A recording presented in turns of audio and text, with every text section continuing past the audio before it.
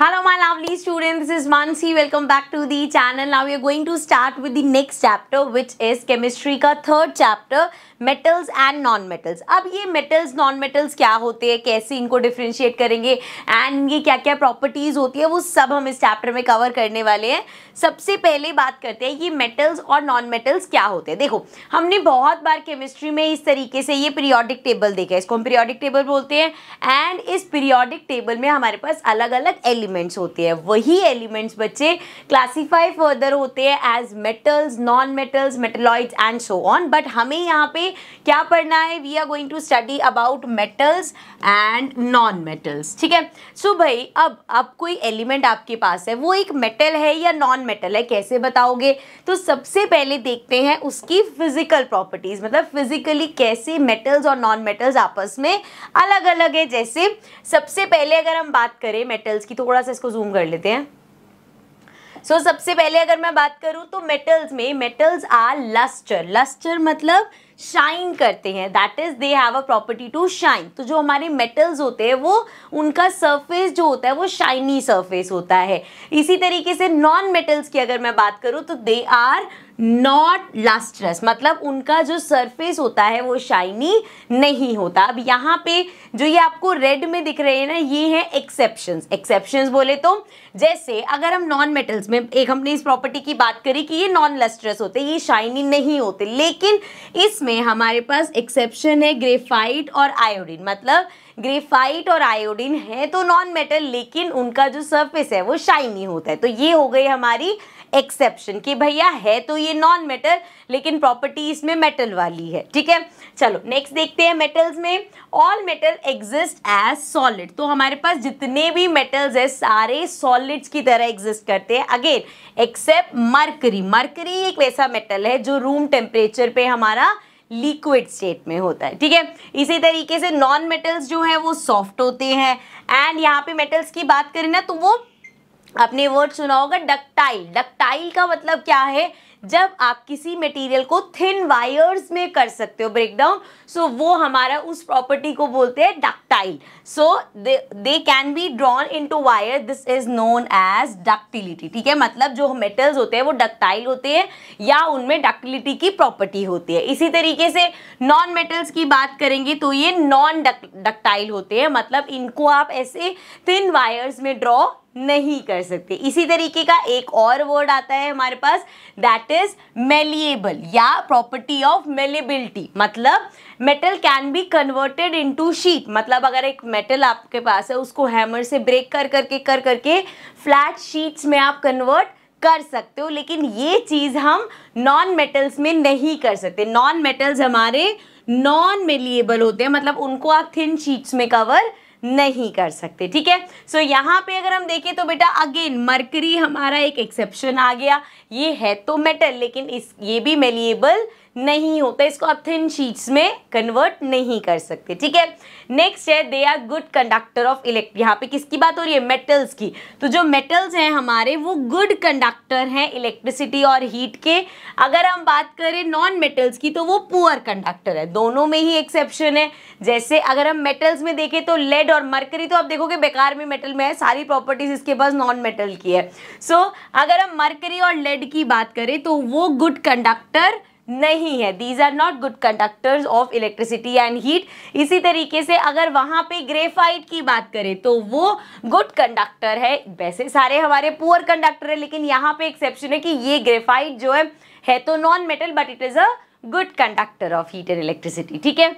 आगे देखो मेटल्स में बेटा they have high melting point. जो हमारे मेटल्स है उसका मेल्टिंग पॉइंट हाई होता है. अगेन एक्सेप्शन क्या है, गैलियम और कैल्शियम है जिनका लो मेल्टिंग पॉइंट होता है. नॉन मेटल्स में जाएंगे सो यहाँ पे सबका लो मेल्टिंग पॉइंट होता है एक्सेप्ट फॉर डायमंड. डायमंड एक ऐसा एक्सेप्शन यहाँ पे आ गया जिसका हाई मेल्टिंग पॉइंट है. ठीक है. नेक्स्ट है बच्चे metals produce a sound on a striking hard surface, this is known as sonorous. तो यहाँ पे उनकी एक और प्रॉपर्टी है कि जो मेटल्स होते हैं वो सोनरस होते हैं, मतलब अगर उसे किसी चीज से हिट करोगे तो वो साउंड क्रिएट करते हैं. इसी तरीके से जो नॉन मेटल्स होते हैं दे आर नॉट सोनरस और नॉन सोनरस बोल सकते हो इनको. ठीक है. क्लियर, समझ में आ गया। तो ये सारी प्रॉपर्टीज और एक्सेप्शंस थे। एक्सेप्शंस काफी इंपॉर्टेंट है बच्चे। सो एक बार जितने हमने एक्सेप्शंस डिस्कस करे हैं, एक बार हम उन्हें फिर से रिवाइज कर लेते हैं। जैसे सबसे पहले हमने मेटल्स की में अगर देखें तो all metals except mercury exist as solid at room temperature. जितने भी मेटल्स है सब सॉलिड में एग्जिस्ट करते हैं सिवाय मर्करी के। Similarly metals have high melting point but gallium and caesium have very low melting point. These two metals will melt if you keep them on your palm. So यहाँ पे सबका high melt, सारे metals का high melting point होता है, लेकिन ये दो ऐसे हैं जिनका लो मेल्टिंग पॉइंट है। अपने पाम पे, अपने हाथ पे भी रखोगे तो ये मेल्ट हो जाएंगे, इतना लो मेल्टिंग पॉइंट है इनका। उसके बाद है आयोडीन। आयोडीन हमारा है तो क्या नॉन मेटल बट लस्टर होता है, ग्रेफाइट भी इसमें आएगा। वो है तो नॉन मेटल लेकिन लस्टर, मतलब इनका सरफेस शाइनी होता है। नेक्स्ट बेटा एल्कली मेटल्स जैसे लिथियम हो गया, सोडियम हो गया, पोटेशियम हो गया, ये सब मेटल्स हैं हमारे, are so soft that they can be cut with a knife. They have low density and low melting point. So ये सारे ऐसे मेटल्स हैं जो कि हमारे इतने सॉफ्ट है कि हम उसको नाइफ से कट कर सकते हैं बच्चे, एंड उनकी जो डेंसिटी है वो बहुत कम है और उनका मेल्टिंग पॉइंट भी लो है। ठीक है, लास्ट ये जो है ना इसको ध्यान से समझना है। वैसे तो इसका पूरा हमारा चैप्टर है, chapter number 4 carbon and its compound, उसमें पढ़ेंगे। अभी सिर्फ शॉर्ट में पढ़े क्योंकि ये एक एक्सेप्शन का पार्ट है। So carbon is a non metal. अब कार्बन की जब हम बात करते हैं ना बच्चे, वो नॉन मेटल है that can exist in different forms, अलग अलग फॉर्म्स में वो एग्जिस्ट करता है। Each form is called an allotrope. So मैंने बताया अभी हम बहुत डिटेल में नहीं जाएंगे क्योंकि चैप्टर 4 में पूरा यही सब पढ़ना है हमें। ठीक है, सो वो अलग अलग फॉर्म में एग्जिस्ट करता है। जैसे डायमंड एक कार्बन का ही एलोट्रॉप है, ग्रेफाइट है, ये सब है, and it is the hardest natural substance known and has a very high melting and boiling point. Similarly graphite एक और हमारा कार्बन का ही एलोट्रॉप है, is a good conductor of electricity. तो यहाँ पे हम ये पढ़े कि भैया देखो है तो नॉन मेटल, हमने देखा नॉन मेटल सॉफ्ट होते हैं, लेकिन डायमंड नॉन मेटल होने के बाद भी हार्डेस्ट सब्सटेंस है, ये हो गया एक्सेप्शन। एंड दूसरा हमने ग्रेफाइट का देखा कि जो ग्रेफाइट है, वैसे हमने देखा जितने भी हमारे नॉन मेटल्स है वो सब क्या है, वो बैड कंडक्टर या पुअर कंडक्टर है, लेकिन जब हम ग्रेफाइट की बात करते हैं तो वो एक इलेक्ट्रिसिटी का अच्छा कंडक्टर है। ठीक है, समझ में आया। तो ये सारे एक्सेप्शंस हैं। बाकी ये जो कार्बन वाला है इसकी डिटेल हम पूरा चैप्टर नंबर 4 जब करेंगे कार्बन एंड इट्स कंपाउंड, उसमें आ जाएगा। ठीक है, अभी के लिए हम आगे बढ़ते हैं और हम इसकी पढ़ते हैं केमिकल प्रॉपर्टीज। अभी जो हम समझ के आए वो सब क्या थी बच्चे, वो फिजिकल प्रॉपर्टीज थी। फिजिकली कैसे आप दोनों चीजों को क्लासीफाई कर सकते हो। अब हम बात करेंगे केमिकली दोनों अलग अलग कैसे कैसे उनके रिएक्शंस वगैरह बाकी चीजों के साथ अलग अलग है वो डिस्कस करेंगे। जैसे सबसे पहले what happens when metals are burn in air. जब हम मेटल को एयर में बर्न करते हैं, एयर में बर्न करने का बेसिकली जब ऐसे लगता है एयर में बर्न कर रहे हैं, एयर में सबसे ज्यादा क्या है हमारे पास, ऑक्सीजन, तो हम इनका रिएक्शन ऑक्सीजन के साथ दिखाते हैं। सो भाई जब भी हमारे मेटल्स जो हैं वो ऑक्सीजन के साथ रिएक्ट करेंगे तो वो अपने ऑक्साइड्स बना लेते हैं। जैसे हमने वर्ड सुन रखा है भाई, अगर हमारा कॉपर है, कॉपर आप ऑक्सीजन के साथ उसका रिएक्शन कराओगे कॉपर ऑक्साइड बना लेगा। सो यहाँ पे वही चीज हो रही है कि मेटल्स रिएक्ट विद एयर और oxygen to form metal oxide, metal oxides बनाते हैं। सो हम इसको ऐसे लिख सकते हैं, metal plus oxygen gives us metal oxide। Example देख लो, कॉपर है ऑक्सीजन के साथ रिएक्शन होगा कॉपर ऑक्साइड बन जाएगा, एल्यूमिनियम है ऑक्सीजन के साथ रिएक्शन करेंगे एल्यूमिनियम ऑक्साइड बन जाएगा। तो क्या याद करने वाला है कि जब भी मेटल्स रिएक्ट करते हैं किसके साथ, ऑक्सीजन के साथ, या इसको हम कह सकते हैं जब हम उसको बर्न करते हैं एयर में, सो क्या होता है वो अपने ऑक्साइड्स बना लेते हैं, मेटल ऑक्साइड बन जाते हैं। ठीक है,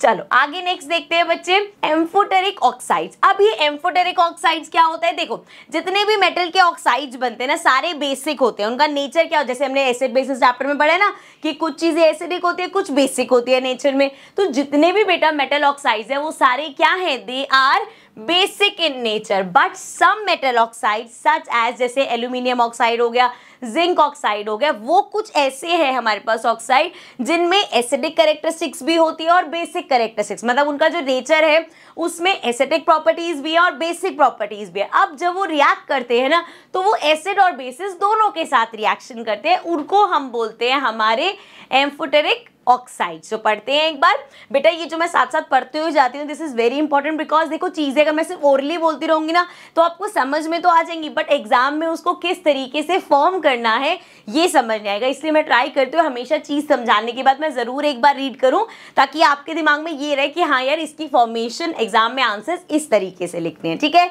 सो यहाँ तक हमने देख लिया। आगे हम बात करें कि कुछ मेटल ऑक्साइड ऐसे हैं, जैसे हमारा एल्यूमिनियम ऑक्साइड हो गया, जिंक ऑक्साइड हो गया, जो दोनों show both acidic as well as basic behavior. Such metal oxide will react with both acids as well as bases to produce salt and water are called amphoteric oxide. So जब भी कोई आपसे पूछेगा simple बोलोगे भाई हमारे जो metal oxides होते हैं वैसे तो बेसिक होते हैं नेचर में, लेकिन कुछ ऑक्साइड जैसे जिंक ऑक्साइड है, एल्यूमिनियम ऑक्साइड है, ये ऐसे हैं जिनमें एसिडिक और बेसिक बिहेवियर दोनों होता है। तो वो एसिड के साथ भी रिएक्ट करते हैं, बेस के साथ भी रिएक्ट करते हैं, एंड जो दोनों के साथ रिएक्ट करता है, रिएक्शन में बनाते क्या है, सॉल्ट एंड वाटर। सो वो हमारे कौन होते हैं, दे आर एम्फोटेरिक ऑक्साइड। ठीक है, जो एसिड और बेस दोनों के साथ रिएक्ट करते हैं। उसके बाद एक बार रिएक्शन देख लेते हैं। अगर हर बार ना बेटा जब भी कोई ऐसा क्वेश्चन होता है ना, ट्राई करना रिएक्शंस आप पढ़ के आ रहे हो तो एक ऐसी इक्वेशंस लिख दोगे ना तो वो अच्छा एक इमेज अच्छी बनती है कि हाँ यार बच्चे को अच्छे से नॉलेज और मार्क्स भी अच्छे मिलते हैं। ठीक है, सो जैसे हमने बात करी कि भाई हमारा एल्यूमिनियम ऑक्साइड है जो एसिड और बेस दोनों के साथ रिएक्ट करेगा। सो जरा रिएक्शन देख लेते हैं। सो हम जब एल्यूमिनियम ऑक्साइड को HCl क्या है, ये एक एसिड है भैया, हाइड्रोक्लोरिक एसिड है हमारा। सो एल्यूमिनियम ऑक्साइड का जब हम हाइड्रोक्लोरिक एसिड के साथ रिएक्शन करा रहे हैं तो हमें क्या मिल रहा है, एल्यूमिनियम क्लोराइड मिल रहा है और साथ में वाटर मिल रहा है। तो ये सॉल्ट हो गया, यहाँ एसिड का सॉल्ट मिल रहा है हमें एंड साथ में वाटर। सिमिलरली इसी एल्यूमिनियम ऑक्साइड का बेटा जब हमने NaOH क्या होता है, सोडियम हाइड्रोक्साइड, जो कि बेस है, तो इसका रिएक्शन जब एक बेस के साथ कराया तो हमें क्या मिला, सोडियम एल्यूमिनेट। मतलब सॉल्ट किसका मिला, अब हमें बेस का सॉल्ट मिला, क्योंकि यहाँ पे हमने इसका रिएक्शन बेस के साथ कराया है। ठीक है, तो यहाँ पे भी सॉल्ट और वाटर मिला है, यहाँ पे एसिडिक सॉल्ट है, इधर बेसिक सॉल्ट है, वो तो भाई जिसका रिएक्शन हो उसी हिसाब से मिलेगा। ठीक है, सो ये इस तरीके से होता है। आगे बढ़ते हैं बच्चे, more about metal and oxygen. So थोड़े से और कुछ पॉइंट्स हैं, इन पॉइंट्स को मैं रीड कर रही हूँ आपके लिए और साथ साथ समझाती हुई भी चलूंगी। वैसे तो समझाने वाला कुछ नहीं है, अगर मैं ये छोड़ भी दूंगी और आप खुद भी पढ़ोगे ना तो बहुत ईजी है, बट हम कुछ चीज़ छोड़ेंगे नहीं, मैं आपको समझाती हुई चलती हूँ एंड आपको ये बहुत ईजी लगेगा। लेकिन इनमें से ना बच्चे 1 मार्क के क्वेश्चन और ये सब जो असर्शन रीजनिंग वगैरह वाली चीज़ें ना वो सब आ जाती है, इसलिए मैं इन चीज़ों को मिस आउट नहीं करना चाहती। ठीक है, so all metals do not react with oxygen at the same rate. अब सारे मेटल ऑक्सीजन के साथ सेम तरीके से रिएक्ट नहीं करते। So metals such as potassium sodium. अब पोटेशियम सोडियम अभी ना देखो, वैसे तो हम पढ़ के भी आए हुए, ऐसा नहीं आप पहली बार पढ़ोगे। चैप्टर 1 में ही हमने रिएक्टिविटी सीरीज देखा था, जब डिस्प्लेसमेंट पढ़ा था कि कौन से बहुत ज़्यादा रिएक्टिव होते हैं, कौन से कम होते हैं और कौन से बिल्कुल रिएक्टिव नहीं होते, वो हमारी रिएक्टिविटी सीरीज अभी यहाँ पे भी पढ़ेंगे। सो हमें पता है ये जो सोडियम पोटेशियम है ये बिल्कुल रिएक्टिविटी सीरीज के टॉप पे आते हैं, मतलब सबसे ज़्यादा रिएक्टिव होते हैं ये वाले हमारे। सो मेटल्स जो है सोडियम पोटेशियम जैसे react vigorously that they catch fire if kept in open। ये क्वेश्चन इतना रिपीटेड पे आता है ना कि सोडियम और पोटेशियम को हम उसमें केरोसिन में डिप करके क्यों रखते हैं, उसका रीजन क्या है बच्चे कि वो नेचर के साथ इतने ज्यादा, एक तो ये इतने क्या बोलते हैं रिएक्टिव मेटल्स है ना कि ये ऑक्सीजन के किसी भी चीज के साथ एकदम से रिएक्शन देके फायर के रूप में हो सकता है, वो किसी भी तरीके से होता है, मतलब बहुत ज्यादा हार्मफुल हो सकते हैं, इसलिए इनको ओपन में नहीं रखते। Hence they are kept immersed in kerosene oil to protect them and prevent accidental fires. तो उनको प्रोटेक्ट करने के लिए और उनसे कोई आगे एक्सीडेंटल फायर्स वगैरह ना हो जाए, इसलिए उसको केरोसिन में डिप करके रखा जाता है।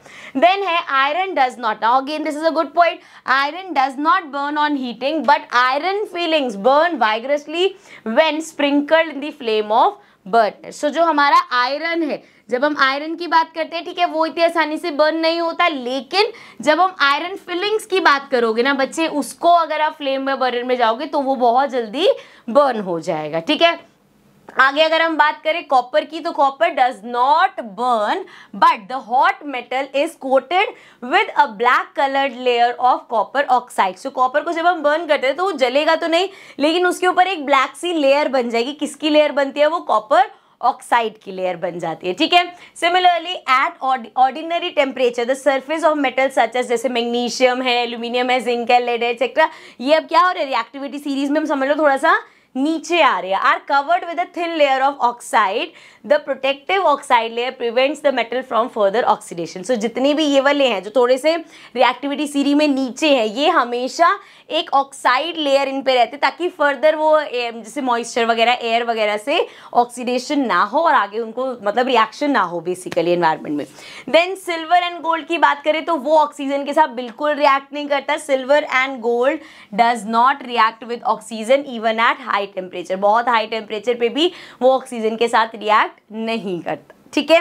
सो ये कुछ पॉइंट्स से बच्चे जो हमें दिमाग में रखने हैं, इन पॉइंट्स के बेसिस पे क्वेश्चंस आ जाते हैं, ठीक है। तो इग्नोर करके नहीं जाना, अच्छे से समझनी है चीजें।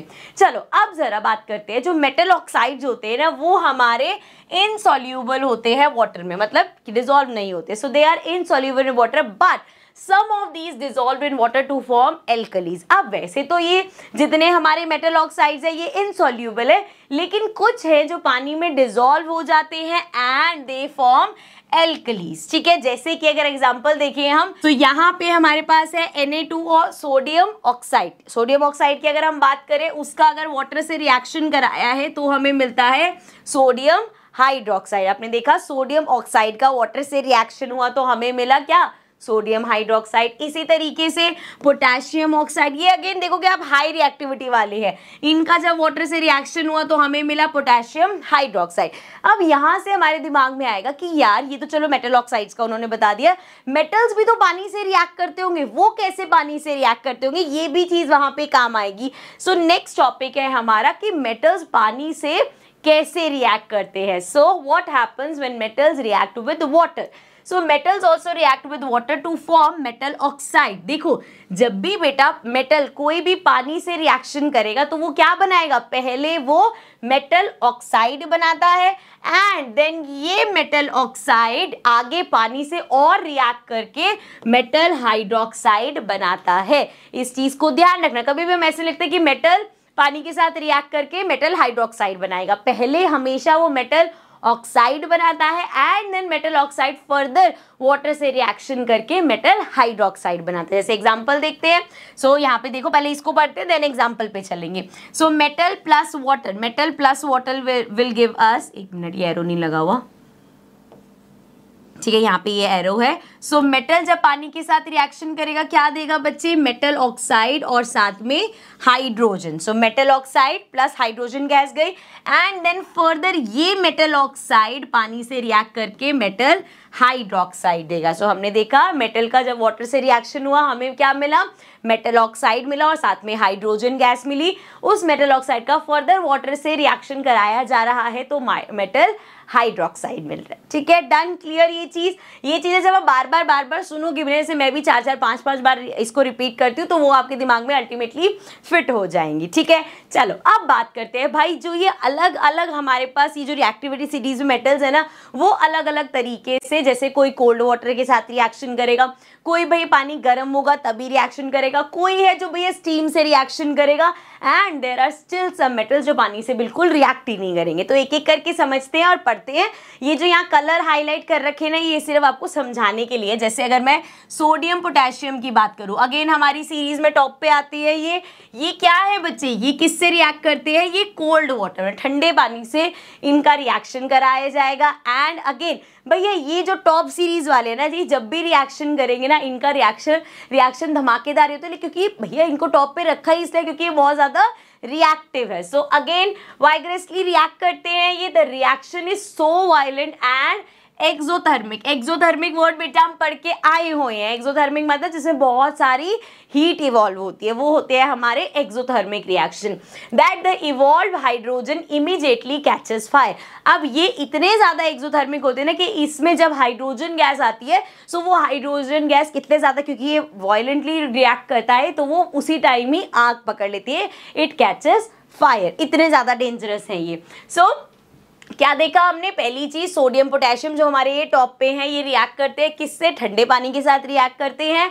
एंड ऑल्सो रिएक्शन बहुत ज़्यादा वायलेंट होता है, एक्सोथर्मिक होता है, मतलब बहुत ज़्यादा इसमें हीट प्रोड्यूस होती है, इतनी हीट प्रोड्यूस होती है कि जो हाइड्रोजन गैस रिलीज होती है वो फटाफट से क्या करती है? आग पकड़ लेती है। ठीक है, सो चलो अब इसका अगर हम रिएक्शन देखें तो किस तरीके से लिखेंगे? हमारा जो पोटेशियम है पानी के साथ रिएक्ट कर रहा है एंड फाइनल हमें मिलता है पोटेशियम हाइड्रोक्साइड, साथ में हाइड्रोजन गैस एंड बहुत सारी हीट एनर्जी। सिमिलरली Na का रिएक्शन सेम, हमारा सोडियम जो है वाटर के साथ रिएक्ट करेगा, NaOH मिलेगा, मतलब सोडियम हाइड्रोक्साइड बनाया, साथ में हाइड्रोजन गैस रिलीज हुई एंड बहुत सारी हीट रिलीज हुई। ठीक है, आप थोड़ा सा रिएक्टिविटी सीरीज में नीचे आ जाते हैं। अगर हम कैल्शियम की बात करें तो कैल्शियम पानी से रिएक्ट करता है, लेकिन वो जितना वायलेंट ये होता है उतना वायलेंट रिएक्शन नहीं होता। This is less violent, the heat evolved is not sufficient for the hydrogen to catch fire। अब यहाँ पे ये अब कैल्शियम है तो इनके आसपास ही, लेकिन यहाँ पे रिएक्शन इतना ज़्यादा वायलेंट नहीं होता कि जो हाइड्रोजन गैस आई है वो आग पकड़ ले। ठीक है, इतना ज़्यादा वायलेंट नहीं होता, रिएक्शन वही रहेगा जैसे कैल्शियम था, उसने पानी के साथ रिएक्ट किया, हमें कैल्शियम हाइड्रोक्साइड मिल गया, H2 गैस मिली। लेकिन यहाँ पे इस केस में क्या है, हमारे पास ये जो हीट एनर्जी थी वो यहाँ पे नहीं है क्योंकि हीट इतनी ज़्यादा प्रोड्यूस नहीं होती। ठीक है, समझ में आया दोनों केसेस। इसके बाद अब थोड़ा सा और चलते हैं नीचे अपनी रिएक्टिविटी सीरी में। तो हमारे पास है मैग्नीशियम। मैग्नीशियम किसके साथ रिएक्ट करता है? हॉट वाटर के साथ। Magnesium reacts with the hot water to form क्या बनाएगा? वो भी अपना मैग्नीशियम हाइड्रोक्साइड बनाएगा और हाइड्रोजन गैस रिलीज होगी। इट ऑल्सो, अब यहाँ पे देखो छोटा सा पॉइंट है लेकिन पूरा क्वेश्चन बन के आ जाता है यहाँ से।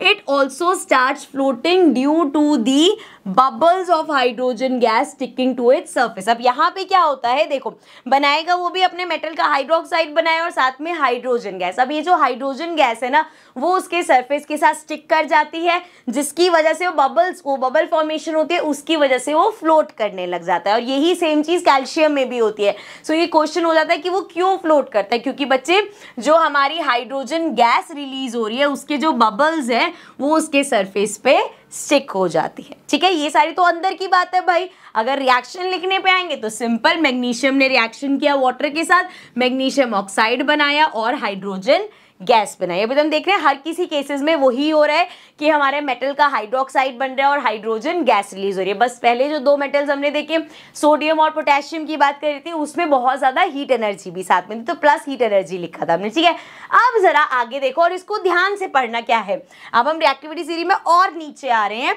सो हमारा एल्यूमिनियम, आयरन, जिंक ये जब रिएक्ट करते हैं, पहली बात तो ना तो कोल्ड वाटर के साथ ना तो हॉट वाटर के साथ, ये किसके साथ रिएक्ट कर रहे हैं? ये रिएक्ट कर रहे हैं स्टीम के साथ। और स्टीम के साथ रिएक्ट करके बना क्या रहे हैं? To form metal oxide. गलती यहीं पे ही होती है कि ठीक है ये तो याद कर लिया कि वो हॉट वाटर से करता है, फिर वो कोल्ड वाटर से करता है, फिर ये स्टीम से करते हैं, लेकिन बेटा वहां पे हर केस में हमारा कहाँ गया? हाइड्रोक्साइड बन रहा था, लेकिन यहाँ पे क्या बन रहा है? मेटल ऑक्साइड और साथ में हाइड्रोजन गैस। तो जब इसका रिएक्शन होगा तो एल्यूमिनियम का रिएक्शन जब वाटर के साथ हुआ सो यहाँ पे हमें एल्यूमिनियम ऑक्साइड मिला है, ना कि एल्यूमिनियम हाइड्रोक्साइड। और साथ में क्या है?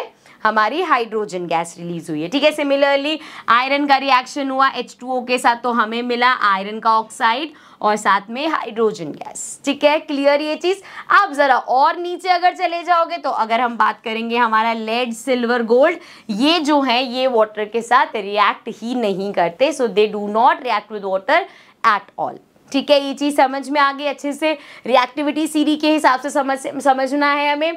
पहले वाले हमारे कोल्ड वाटर से रिएक्शन करते, थोड़ा नीचे आए तो हॉट वाटर से, उससे नीचे आए तो स्टीम से, एंड देन उससे नीचे आएंगे तो वो आगे रिएक्ट ही नहीं कर रहे। ठीक है, चलो अब आगे बढ़ते हैं। आगे है हमारे पास what happen when metal react with acid. अब अगर इसकी बात करें ना हम, तो अभी जो चैप्टर नंबर 2 जब हमने पढ़ा था एसिड बेसिस एंड सॉल्ट, तो वहां पे हमने देखा था कि जो एसिड होता है वो मेटल के साथ कैसे रिएक्ट करता है। यहाँ पे भी वही है भाई, एसिड मेटल के साथ रिएक्ट करे, मेटल एसिड के साथ रिएक्ट करे, रिएक्शन तो सेम ही होगा। क्या मिलता है हमें यहाँ पे? हमें सॉल्ट और साथ में हाइड्रोजन गैस मिलती है। तो जब भी एक मेटल एसिड के साथ रिएक्ट करता है बच्चे, तो वो क्या फॉर्म करता है? वो सॉल्ट फॉर्म करता है प्लस हाइड्रोजन गैस इवॉल्व होती है। ठीक है, सो एक बार रीड करते हैं। Metal react with acid to give a salt and hydrogen gas, तो उसका क्या होगा? Metal plus dilute. Dilute acid मतलब जब जैसे हम एक पूरा आपका स्ट्रॉन्ग एसिड है उसमें जब पानी का कंसंट्रेशन ऐड मतलब पानी डालते रहते हैं तो वो उसको डाइल्यूट कर देते हैं हम, ठीक है, वो इतना स्ट्रॉन्ग नहीं रहता।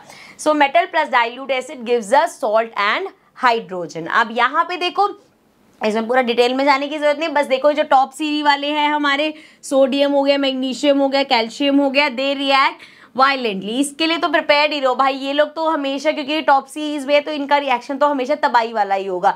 उसके बाद आयरन की बात करें तो वो बहुत स्लोली रिएक्ट करता है हमारा एसिड के साथ, एंड अगर हम कॉपर की बात करें तो वो बिल्कुल भी एसिड के साथ रिएक्ट नहीं करता। ठीक है, तो ये चीज ध्यान रखेंगे और इसी के साथ आगे बढ़ेंगे। अब यहाँ पे एक एक्सेप्शन है जो हमें पढ़ने की जरूरत है। जहां पे भी बेटा आपको ये दिख जाएगा ना, मतलब भाई कुछ एक्सेप्शन, और इसमें तो एक्सेप्शन में भी एक्सेप्शन है। तो देखो अभी हम पढ़ के आए कि कोई भी मेटल है बच्चे, जब वो एसिड के साथ रिएक्ट कर रहा है तो वो सॉल्ट बना रहा है और हाइड्रोजन गैस रिवॉल्व हो रही है। लेकिन जब हम नाइट्रिक एसिड की बात करते हैं, जो हमारा नाइट्रिक एसिड है ना, इस केस में हाइड्रोजन गैस इवॉल्व नहीं होती। So hydrogen gas is not evolve when a metal react with nitric acid. क्यों ऐसा क्यों होता है? कभी कभी पूछ लेते हैं कि भाई मेटल जब नाइट्रिक एसिड के साथ रिएक्ट करता है तो हाइड्रोजन गैस क्यों इवॉल्व नहीं होती? बिकॉज ये जो हमारा HNO3 होता है, मतलब जो हमारा नाइट्रिक एसिड होता है, it is a strong oxidising agent. क्योंकि ये एक स्ट्रॉन्ग ऑक्सीडाइजिंग एजेंट है जो क्या करता है, इस हाइड्रोजन को बेसिकली वाटर में कन्वर्ट कर देता है। It oxidizes the H2 produce to water. इसीलिए यहाँ पे जब भी नाइट्रिक एसिड के साथ एक मेटल रिएक्ट करता है वहां पे हाइड्रोजन गैस इवॉल्व नहीं होती। ठीक है, अब हम क्या पढ़ के आए थे कि भाई मेटल का रिएक्शन जब हमारा एसिड के साथ होता है तो सॉल्ट बनता है, साथ में हाइड्रोजन गैस जाती है। उसका हमने एक एक्सेप्शन पढ़ा है कि ठीक है भाई, हाँ एसिड के साथ रिएक्शन होता है, लेकिन अगर वो एसिड हमारा नाइट्रिक एसिड है तो हाइड्रोजन गैस इवॉल्व नहीं होगी। अब इसका भी एक्सेप्शन है कि नाइट्रिक एसिड के साथ भी दो मेटल्स ऐसे हैं जो रिएक्ट करके हाइड्रोजन गैस इवॉल्व कर देते हैं, जैसे कि हमारा मैग्नीशियम एंड मैग्नीज। तो मैग्नीज और मैग्नीशियम जब नाइट्रिक एसिड के साथ रिएक्ट करते हैं तब H2 गैस हमारी इवॉल्व होती है। तो पहले हमने कहा भाई सारे एसिड्स के साथ मेटल का रिएक्शन होता है तो H2 गैस रिवॉल्व होती है। फिर हमने कहा नहीं नाइट्रिक एसिड छोड़ दो भाई, क्योंकि नाइट्रिक एसिड तो उस हाइड्रोजन गैस को पानी बना देता है। फिर हमने कहा रुको नाइट्रिक एसिड में भी दो जने ऐसे हैं जैसे मैग्नीशियम और मैग्नीज जो हाइड्रोजन गैस इवॉल्व कर देते हैं। आई होप समझ में आ गया होगा ये सारा। चलो फिर आगे बढ़ते हैं। आगे है हमारे पास एक छोटा सा टॉपिक है, इसके बेस ना क्वेश्चन आ जाते हैं, इसलिए मैंने लिया है यहाँ पे। ये है एक्वा रीजिया। अब इसको क्या है, ये है हमारा, इसको क्या बोलते हैं, कहाँ से आया ये?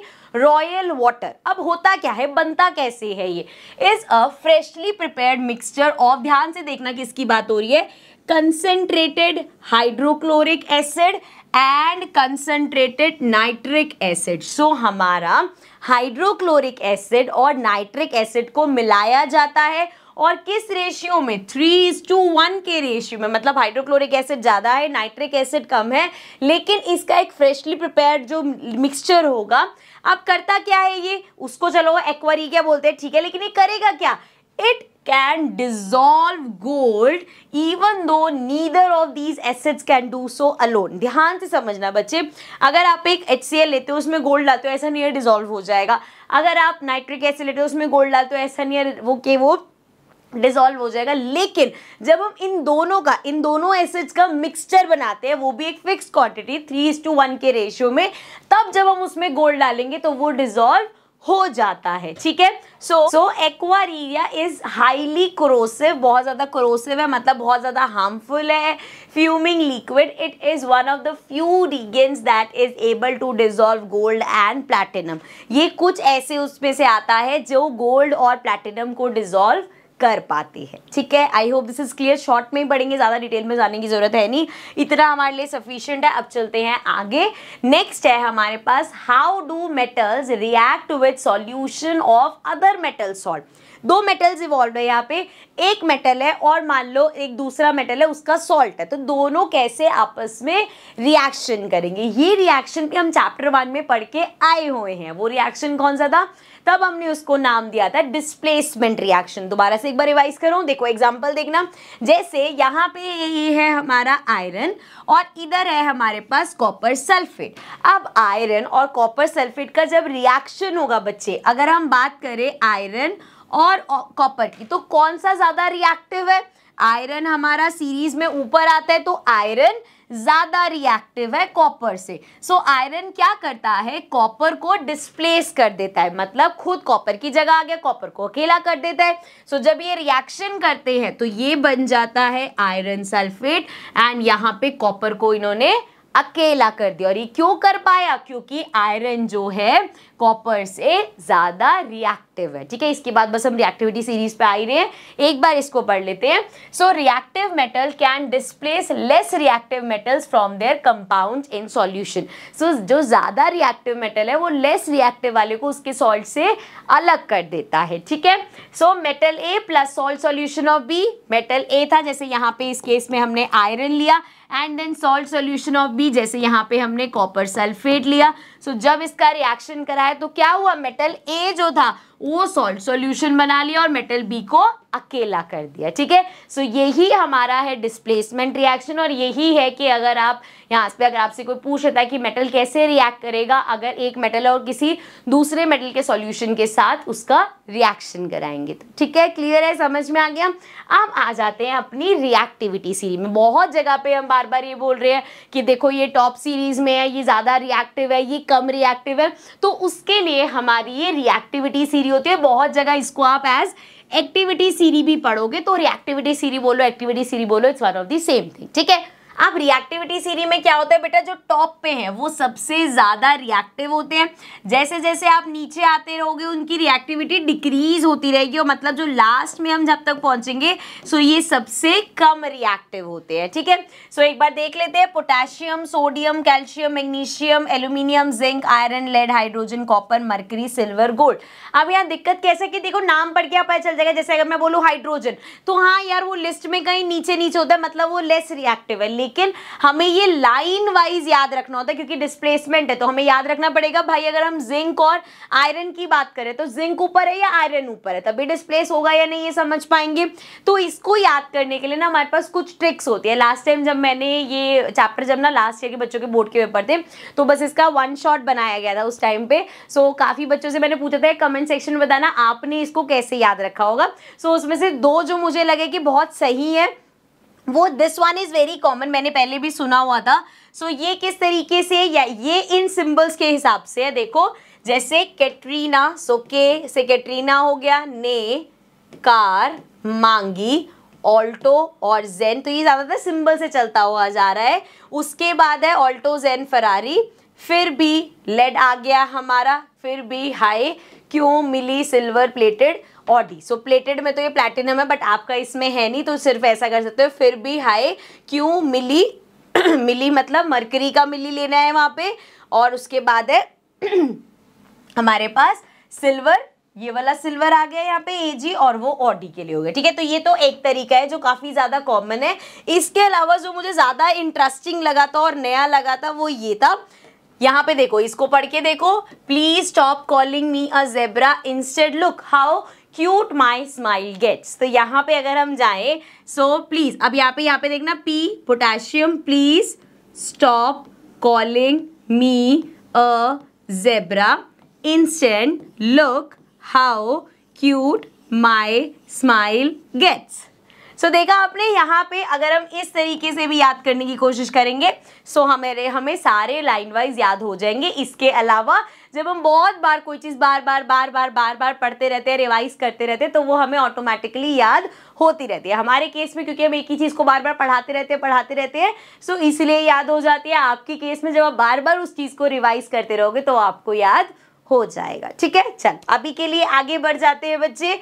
नेक्स्ट है हमारे पास how do metals and non metals react. So जब हम देखते हैं एक मेटल और नॉन मेटल आपस में कैसे रिएक्ट करता है, तो यहाँ पे ये क्या लिखे है भाई, आयोनिक कंपाउंड्स, कि वो आयोनिक कंपाउंड्स। अभी आयोनिक कंपाउंड्स होता क्या है, अगर हमें आयोनिक कंपाउंड्स को डिफाइन करना है तो कैसे करेंगे, the compounds formed by the transfer of electrons from a metal to a non-metal are called ionic और इलेक्ट्रोवेलेंट कंपाउंड। तो यहाँ पे वो कह रहे हैं कि जब मेटल और नॉन मेटल का रिएक्शन होता है तो आयोनिक कंपाउंड्स बनते हैं। अब ये आयोनिक कंपाउंड्स होते क्या है, जब जो हमारे इलेक्ट्रॉन्स है वो ट्रांसफर होते हैं, जैसे मेटल से नॉन मेटल्स में इलेक्ट्रॉन्स का ट्रांसफर हो रहा है, सो उनको हम बोलते हैं कौन से, हमारे आयोनिक कंपाउंड, या उनको इलेक्ट्रोवेलेंट कंपाउंड बोलते हैं। इसका एक एग्जांपल समझाती हूँ मैं आपको, एग्जांपल समझने के बाद आपको ये बहुत इजी लगेगा। इसमें आएंगे, अभी इसको साइड कर लेते हैं।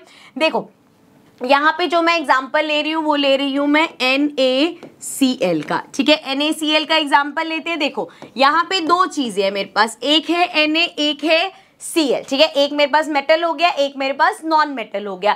हमें पता है Na जो है उसका एटॉमिक नंबर क्या होता है बच्चे, एटॉमिक नंबर उसका 11 होता है, या हम कह सकते हैं उसमें जो नंबर ऑफ इलेक्ट्रॉन्स या प्रोटॉन्स होते हैं वो 11 होते हैं। सिमिलरली जब हम क्लोरीन की बात करते हैं तो उसमें 17 नंबर ऑफ इलेक्ट्रॉन्स और प्रोटॉन्स होते हैं। सो दैट मीन्स, अब याद करो जब हमने पढ़ा था कि कैसे जो इलेक्ट्रॉन्स है वो कैसे डिवाइड होते हैं, कि सबसे पहला जो ऑक्टेट होता है हमारा उसमें कितने आ सकते हैं, सिर्फ 2 इलेक्ट्रॉन्स आ सकते हैं। उसके बाहर वाला जो है उसमें हमने देखा था 8 इलेक्ट्रॉन्स आ सकते हैं, 1 2 3 4 5 6 7 8 इलेक्ट्रॉन्स आ सकते हैं। एंड उसके बाहर वाले में आ तो ज़्यादा सकते हैं, लेकिन वही है कि किसी में भी आप 8 से ज़्यादा नहीं रख सकते। सो यहाँ पे भी हम 8 ही डालते हैं, और उससे ज़्यादा है तो एक और हम ऑक्टेट बना लेते हैं, ठीक है। एंड हमने ये भी पढ़ा था कि भाई हर ऑक्टेट क्या चाहता है कि मेरे 8 जो इलेक्ट्रॉन्स है वो कंप्लीट हो जाए, सो वो अपने आप को स्टेबल समझता है। तो यहाँ पे भी यही चीज़ होगी। देखो ज़रा, ये तो चलो मैं रिवाइज करा रही थी।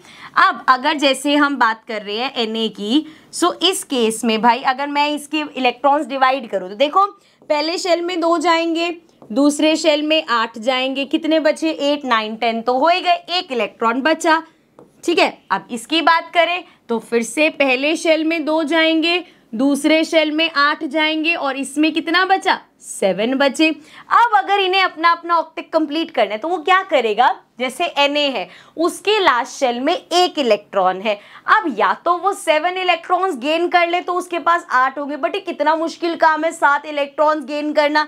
सो वो क्या कोशिश करेगा, यार क्यों ना मैं ये जो 1 इलेक्ट्रॉन ऐसा पड़ा है इसको लूज कर दूं, तब भी तो मेरे लास्ट वाले में 8 हो जाएंगे, मैं स्टेबल हो जाऊंगा। तो ये क्या प्लान करेगा कि ये जो 1 इलेक्ट्रॉन है ना मुझे इसको लूज करना है। अब यहाँ बेटा क्लोरीन सोच रहा है कि यार मेरे ऑक्टेट में 7 है, अगर कहीं से मुझे 1 मिल जाए सो मेरा ऑक्टेट कंप्लीट हो जाएगा। अब ये बैठा है कि मैं 1 गेन कर लूँ कहीं से, और ये बैठा है कि मैं 1 लूज कर लूँ, और जब आप इनका आपस में रिएक्शन कराओगे तो वो कहेगा ले भाई मैं तो बैठा ही हूँ, मेरा 1 इलेक्ट्रॉन तू ले ले, वो कहेगा ला यार दे मेरे को देगा, मेरा इलेक्ट्रॉन कंप्लीट हो जाएगा। तो क्या होगा, जैसे ये Na है इसके पास 1, यहाँ पे बना देती हूँ मैं, 1 इलेक्ट्रॉन एक्स्ट्रा है, और जो Cl की बात करें तो यहाँ पे 1 2 3 4 5 6 7 तो हैं इसके पास, तो कहेगा ला दे दे यार मेरे को 1। सो यहाँ पे इसने इसको दिया, इसका कंप्लीट हो गया 8 और इसका लूज हो गया 1। अब यहाँ पे जो गलती होती है वो समझेंगे, हम क्या सोचेंगे, ठीक है Na ने लूज किया तो ये Na माइनस होना चाहिए, और Cl ने 1 लिया तो Cl प्लस होना चाहिए। बेटा ये बिल्कुल गलत है। क्यों गलत है, देखो इसको ना ऐसे समझो कि Na था, उसने इलेक्ट्रॉन्स क्या होते हैं नेगेटिव चार्ज होते हैं, तो Na था उसने अपना नेगेटिव चार्ज दे दिया। अब मेरे अंदर से अगर मैं कोई नेगेटिव चीज निकाल दूंगी तो मुझे कैसा फील होगा, पॉजिटिव फील होगा। तो जब ये अपना नेगेटिव चार्ज दे देगा तो ये बन जाएगा Na प्लस, क्या बन जाएगा Na प्लस, क्योंकि ये इलेक्ट्रॉन दे रहा है। इसी तरीके से क्लोरीन आराम से बैठा था, उसको कहीं से नेगेटिव चार्ज मिल गया तो वो कैसा हो जाएगा, नेगेटिव हो जाएगा। इसलिए Cl माइनस होता है, क्योंकि इसने इलेक्ट्रॉन लिया है। प्लस का मतलब इलेक्ट्रॉन दे दिया, नेगेटिव चार्ज निकाल दिया अपने से, एंड Cl माइनस, जब हम माइनस मतलब कि उसको इलेक्ट्रॉन मिला है। और जब हम बात करते हैं Na प्लस Cl माइनस, तो हम इसको क्या बोलते हैं कि ये आयन है, ठीक है। ये जैसे ये सोडियम आयन है और ये हमारा क्लोरीन का आयन है। अब इसको क्या हो गया, ये Na प्लस है तो इसको पॉजिटिव आयन बोलेंगे, ये Cl माइनस है तो इसको नेगेटिव आयन बोलेंगे, ठीक है। यही सेम चीज यहाँ पे हमारे पास जो मैंने लिखी हुई थी, ये मैंने इसलिए पूरा ऐसे लिखा था बिकॉज जब मैं आपको नोट्स टेलीग्राम पे प्रोवाइड करूँ तो आपके पास ये होना चाहिए, ठीक है। एक बार रिवाइज कर लेते हैं भाई। अभी जो किया है सेम वो है कि हम देख रहे हैं formation of sodium chloride. Sodium chloride कैसे बना, इसमें एक मेटल है, एक नॉन मेटल है हमारे पास। Na11 होता है बच्चे, Cl17 होता है। सो इसका डिस्ट्रीब्यूशन कैसे होगा, 281 287। सो ये चाह रहा है कि मैं अपने इस एक इलेक्ट्रॉन को लूज कर दूं और इसके पास 7 है, तो ये चाह रहा है कहीं से उसको एक इलेक्ट्रॉन मिल जाए। तो ये आपस में मिले, इसने क्या किया, अपना एक इलेक्ट्रॉन जो है वो जाके ट्रांसफर कर दिया, इसको दे दिया। तो इसके ऑप्टिक में अपने 8 कंप्लीट हो गए। यहाँ पे बात करें जब इसका 1 चला गया तो इसके भी लास्ट शेल में 8 कंप्लीट हो गए, ठीक है। ये हुआ Na प्लस, इसको क्या बोलेंगे, सोडियम, अच्छा कैटाइन। कैटाइन मतलब पॉजिटिव है तो कैटाइन, नेगेटिव है तो एनाइन। सो ये हो जाएगा सोडियम कैटाइन और वो हो गया क्लोराइड एनाइन, ठीक है। सो ये हो गया पॉजिटिव आयन और वो हो गया हमारा नेगेटिव आयन, ठीक है। ये चीज समझ में आया। आप एक एग्जांपल है, जब आपके पास नोट्स आएंगे तो आपको ये ब्लैंक मिलेगा, ये एक एग्जांपल है जो हमें खुद करके देखना है, ठीक है। तो स्टार्ट करते हैं। देखो मैग्नीशियम की बात करें बच्चे, हम क्या देख रहे हैं, formation of magnesium chloride. So magnesium की बात करें तो उसमें इलेक्ट्रॉन्स कितने होते हैं, 12 इलेक्ट्रॉन्स होते हैं। डिस्ट्रीब्यूशन कैसा होगा, पहले शेल में 2 इलेक्ट्रॉन्स, दूसरे शेल में 8 इलेक्ट्रॉन्स, कितने बचे, 10 हो गए, 2 बचे। सो 2 8 2, इस तरीके से डिस्ट्रीब्यूशन हुआ। अब ये क्या चाहेगा कि मेरे ये जो 2 इलेक्ट्रॉन्स है ये चले जाएं ताकि मेरे पास लास्ट में फिर 8 बच जाएगा। यहाँ पे क्लोरीन की बात करें, अब इसके पास क्या है, 2 8 और 7, इसको कितना चाहिए, इसको 1 ही तो चाहिए। अब ये जब आपस में रिएक्शन करेंगे तो देखो मैग्नीशियम यहाँ पे कह रहे हैं, ये रहा मैग्नीशियम कह रहे हैं मेरे पास ये 2 इलेक्ट्रॉन पड़े हैं जो मैं चाह रहा हूं मैं किसी को दे दूं ताकि मेरा अपना ऑक्टेट लास्ट शेल में मेरे 8 इलेक्ट्रॉन्स हो जाए, तो वो 2 देना चाह रहे हैं। अब यहाँ जो क्लोरीन बैठा है उसके पास 1 2 3 4 5 6 7 है। वो इससे बात करते हैं कि देख भाई मेरे को इलेक्ट्रॉन 1 चाहिए, वो कहते हैं मेरे को 2 इलेक्ट्रॉन देने हैं। तो वो कह रहे हैं नहीं यार मेरे को 1 ही चाहिए, मेरा ऑक्टेट कंप्लीट होगा, मैं लेके क्या करूँगा।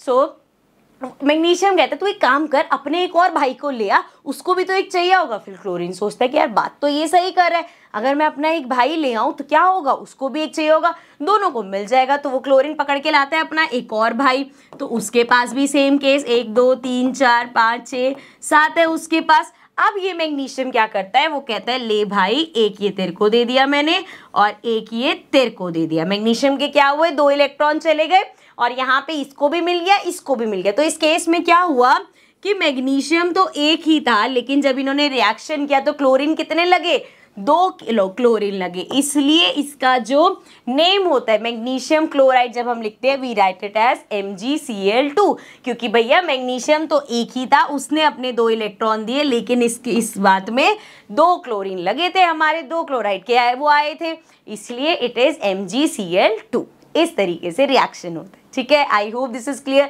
आई होप ये समझ में आ गया होगा। इसी के साथ अब चलते हैं हम अपने नेक्स्ट टॉपिक पे which is properties of ionic compound. So हमने ये तो देख लिया कि आयोनिक कंपाउंड कैसे बनता है, मेटल और नॉन मेटल जब मिलते हैं आयोनिक कंपाउंड बनाते हैं।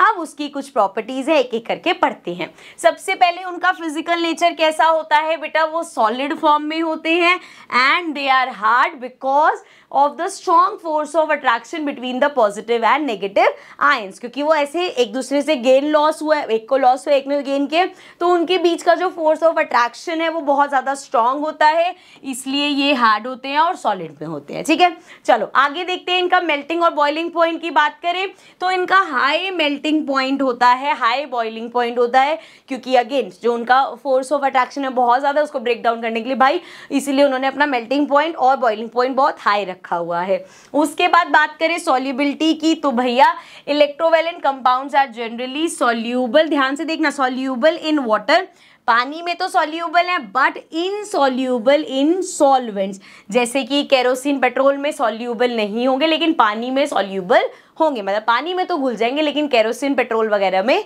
नहीं। नेक्स्ट बात करें बच्चा तो कंडीशंस और कंडक्शंस ऑफ इलेक्ट्रिसिटी, तो इन इस कंडक्शन ऑफ इलेक्ट्रिसिटी में कुछ कंडीशंस है। क्या कंडीशंस है? Ionic compound do not conduct electricity in the solid state. So जब हमारा एक आयोनिक कंपाउंड जो होता है, ये भी आगे काम आएगा, इस लाइन को याद रखना, मैं पूछूंगी, मैंने अभी बोला था कुछ याद रखने के लिए। सो जो आयोनिक कंपाउंड होते हैं वो इलेक्ट्रिसिटी कंडक्ट नहीं करते सॉलिड स्टेट में। अगर वो सॉलिड स्टेट में है तो इलेक्ट्रिसिटी कंडक्ट नहीं करेंगे। Now the solution of ionic compound in water conducts electricity, लेकिन यही उसी आयनिक कंपाउंड का जब हम पानी के साथ सॉल्यूशन बना देते हैं सो वो इलेक्ट्रिसिटी कंडक्ट करता है। ऐसा क्यों? क्योंकि अब उसके आयन सारे फैल गए पानी में, एंड जब इलेक्ट्रिसिटी जो जैसे कंडक्ट कर पाएगा क्योंकि उसके आयन्स इधर उधर भाग पाएंगे। ठीक है, so the solution of ionic compounds in water conducts electricity. This happens because, अगर आपके पास आ जाए ऐसा क्यों, क्योंकि ions present in the solution of an ionic compound facilitates the passage of electricity by moving towards opposite electrode. So वो अपने आप ही भाई जब ऑपोजिट की तरफ भागेंगे इधर उधर, जब उनका फ्लो ऑफ जैसे होता है ना, जब फ्लो चालू होगा तो अपने आप ही वो इलेक्ट्रिसिटी को पास होने देंगे। सो लास्ट की बात करें तो ionic compound conducts electricity in molten state. Molten state क्या होती है बेटा? Melting state. सो इसको आप इजी वर्ड में अगर मैं बोलूं तो दिस इज मेल्टिंग स्टेट। जब उस चीज को मेल्ट कर रखा होता है तब भी वो इलेक्ट्रिसिटी कंडक्ट करते हैं। अगेन इसको ध्यान रखना क्योंकि ये अभी हम आगे यूज करने वाले हैं। ठीक है, चलो आ जाते हैं, अभी के लिए आगे बढ़ते हैं। अकरेंस ऑफ मेटल, चलो इतनी देर हो गई भाई पढ़ रहे हैं मेटल मेटल मेटल मेटल, आते कहाँ से है ये मेटल? किधर से मिलते हैं? हम कहाँ से, कौन से बाजार से जाके इसको खरीदे? कहाँ से ये उगते हैं? सो अगर हम बात करें तो जो हमारी अर्थ क्रस्ट है बच्चे, it is the major source of metals. ज़्यादातर मेटल्स हमें अर्थ की क्रस्ट से ही मिलते हैं। ठीक है, कैसे कैसे? जैसे अगर हम सी वाटर की बात करें, sea water also contain some soluble salt such as sodium chloride, magnesium chloride etcetera. जो हमारा सी वाटर, पहले तो हमने देख लिया अर्थ क्रस्ट से काफ़ी सारे मेटल मिल जाएंगे। अब ये सी वाटर में हमारा सोडियम क्लोराइड, मैग्नीशियम क्लोराइड होता है, अलग कर लो, मेटल्स मिल जाएंगे आपको। सिमिलरली द एलिमेंट्स और कंपाउंड्स विच अकर, ध्यान से देखना, क्वेश्चन आता है, जो नेचुरली अकर करते हैं in the earth crust are known as minerals. ये आ जाता है कि मिनरल्स को डिफाइन करो। आप पता तो है मिनरल्स क्या है लेकिन डिफाइन करने के लिए समझ नहीं आता। सो क्या पॉइंट याद रखना है? अर्थ क्रस्ट पे जो नेचुरली हमें मिल जाते हैं वो हमारे मिनरल्स होते हैं। At some place mineral contain a very high percentage of particular metal and the metal can be profitably extracted from it. These minerals are called ores. तो भैया क्या होते हैं, कुछ मिनरल्स इस तरीके से होते हैं जिसमें हाई परसेंटेज ऑफ मेटल होता है जिसको हम एक्सट्रैक्ट कर सकते हैं, एंड उसको क्या बोलते हैं? मिनरल ओर्स होते हैं जिसमें से हम उस मेटल को एक्सट्रैक्ट करते हैं। ठीक है, अब ये हमने यहाँ पे पढ़ने में तो बड़ा आसान लग रहा है कि हाँ यार मेटल्स बहुत आसानी से मिल जाते हैं, लेकिन इतनी आसानी से हर मेटल को लेने के लिए एक प्रोसेस से गुजरना पड़ता है। सो अगर हम इस तरीके से देखें तो एक्सट्रैक्शन, देखिए अगेन हम इसको कैसे स्टडी करेंगे बच्चे? इसकी रिएक्टिविटी सी के हिसाब से, कि मतलब जो बहुत ज़्यादा रिएक्टिव है वो कैसे मिलता है, धीरे धीरे कम होता जाएगा तो वो कैसे मिलेंगे, तो इसको ध्यान से समझना। अगर हम बात करें the metals at the top of the activity series, जो हमारे मेटल्स टॉप पे बैठे हुए हैं, जैसे पोटेशियम हो गया, सोडियम हो गया, कैल्शियम हो गया, मैग्नीशियम हो गया, एल्यूमिनियम हो गया। सो ये जो टॉप पे बैठे हैं ये क्या होते हैं? ये सबसे ज़्यादा रिएक्टिव होते हैं। That they are never found in free state, और ये कभी भी आपको फ्री स्टेट में नहीं मिलेंगे। ऐसा नहीं कि हाँ ढूंढने निकले कहीं पे, अरे यहाँ पे तो ये एल्यूमिनियम मिल गया हमें, यहाँ पे तो ये सोडियम मिल गया, क्योंकि ये बहुत ज़्यादा रिएक्टिव होते तो कभी भी ये फ्री स्टेट में नहीं मिलेंगे। इसी तरीके से अब एक्टिविटी सीरीज में थोड़ा नीचे आ जाते हैं।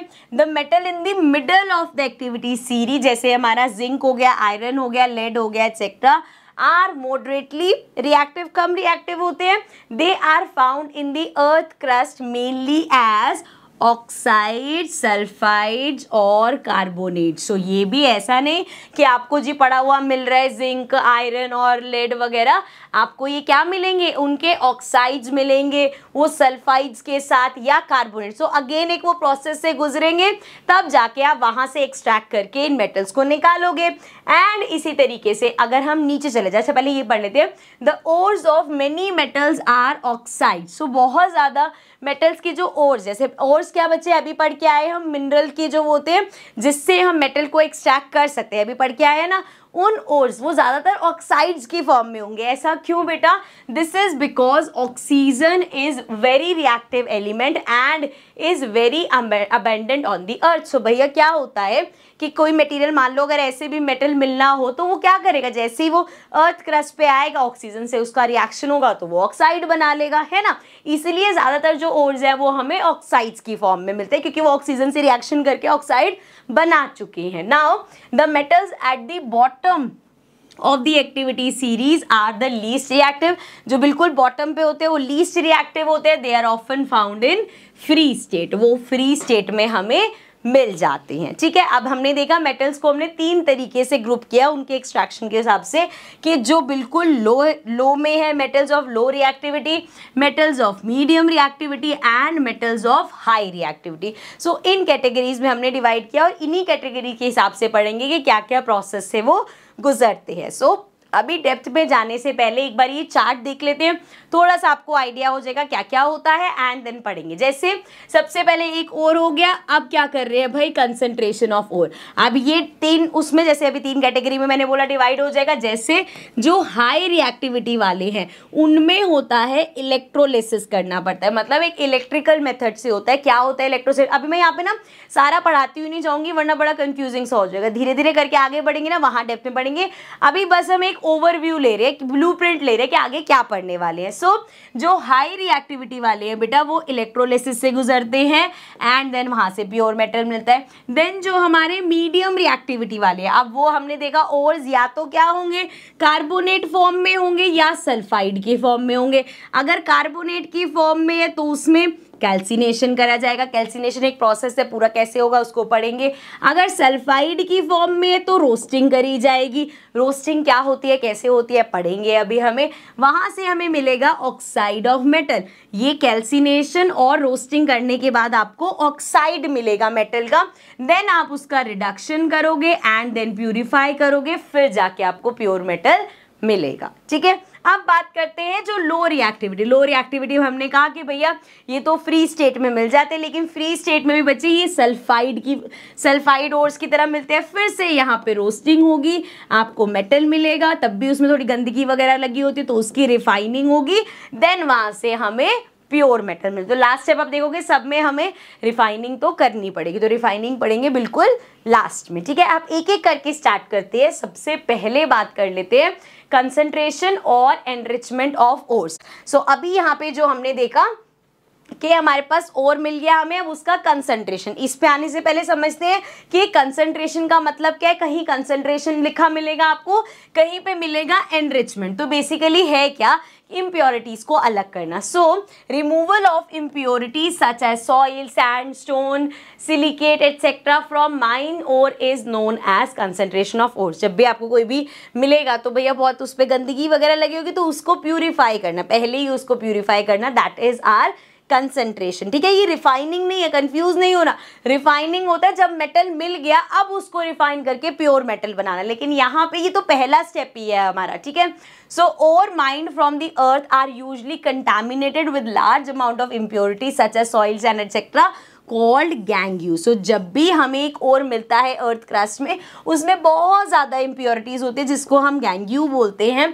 The impurities must be remove from the ore prior to the extraction of metal. अब उस ओर में से हम मेटल निकालें उससे पहले ही हमें उसको क्या करना पड़ता है, प्यूरिफाई करना पड़ता है। एक बार वो इम्प्योरिटीज़ जो है उसको हटाना पड़ता है। ठीक है, अब आ जाते हैं जरा एक एक करके समझते हैं। पहले स्टार्ट करते हैं लो से, जो बिल्कुल लो रिएक्टिविटी सीरीज में आता है एंड जो हमें फ्री स्टेट में मिले। देखो, the oxide of these metal can be reduce to metal by heating alone.